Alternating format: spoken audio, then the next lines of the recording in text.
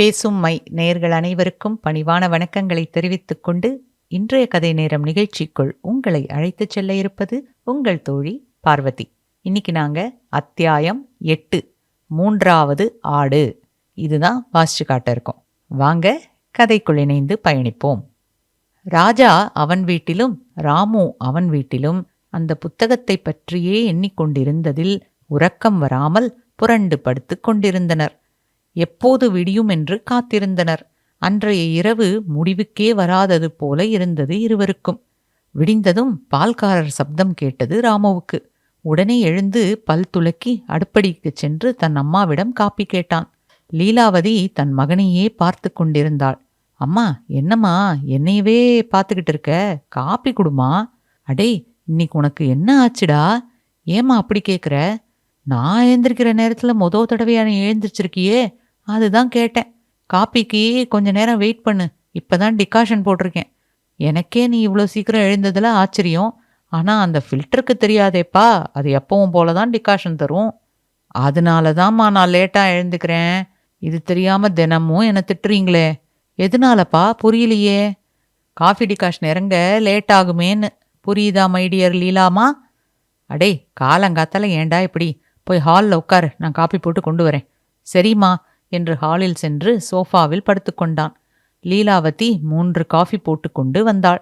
அதை பார்த்ததும் ராமு, ஏமா நீ தினமும் இப்படி 2 டம்ளர் காஃபி குடிச்சினா உன் உடம்புக்கு என்ன ஆகும்?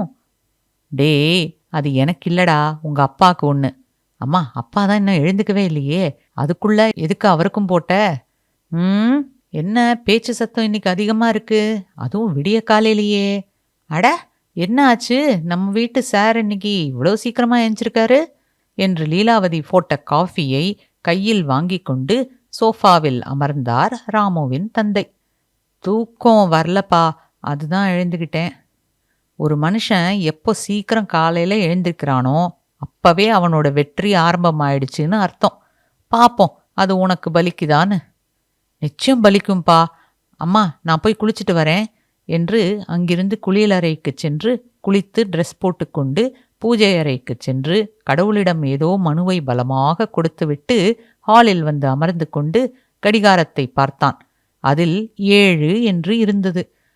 அவன் மனதிற்குள், ஐயோ, இன்னும் 2 மணி நேரம் இருக்கே என்று அடுப்படிக்குள் பார்த்தான்.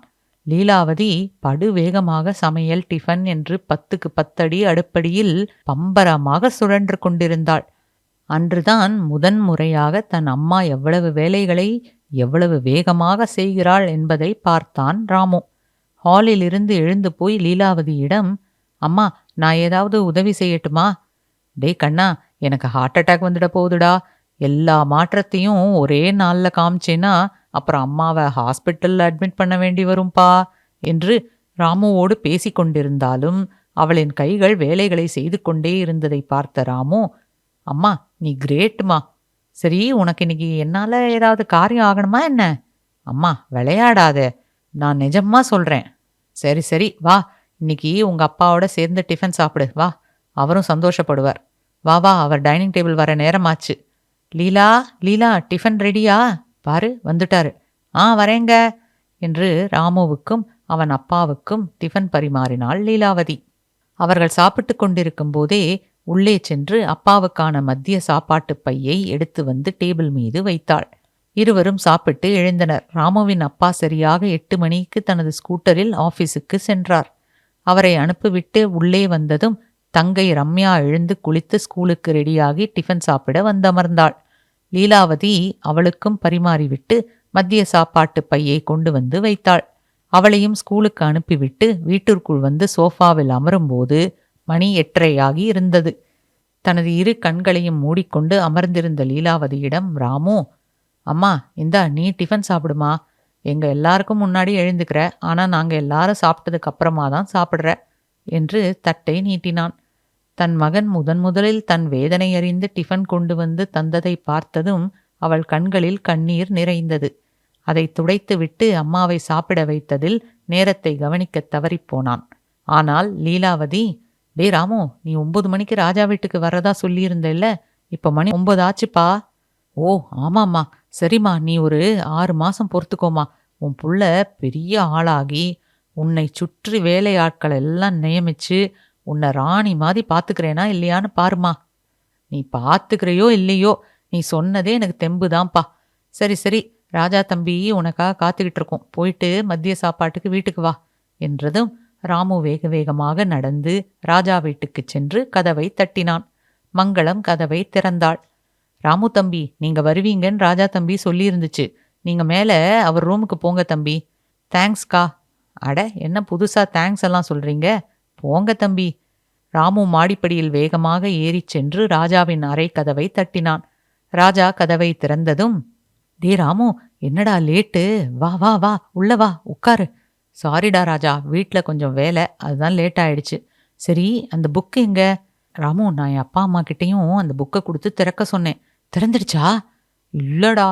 ஓஹோ, அப்போ அதை எப்படி தான், யார் தான் திறக்கிறது? மீதம் இருக்கும் பக்கங்களை நாம எப்படி பார்க்கறது? அதுதான் நானும் காலையிலேருந்து யோசிச்சுக்கிட்டே இருக்கேன் ராமு. ஐடியா. நம்ம ராஜேஷை மறந்துட்டோமே ராஜா. அட ஆமா, ஆனா அவனாலையும் திறக்க முடியலன்னா நம்ம ராஜேஷை வர சொல்லி அவனை வைத்து திறந்து பார்த்தா தெரிஞ்சிட போகுது. இல்ல, நாம தான் ஒரே நாள்ல இந்த புக்குக்கு பைத்தியமாயிட்டோம், அவனையும் ஆக்கணுமான்னு தான் யோசிக்கிறேன். எனக்கு என்ன தோணுதுன்னா, என்னால இந்த புத்தகத்தை திறக்க முடிஞ்சது, என் நண்பனான உன்னால இந்த புத்தகத்தை திறக்க முடிஞ்சது.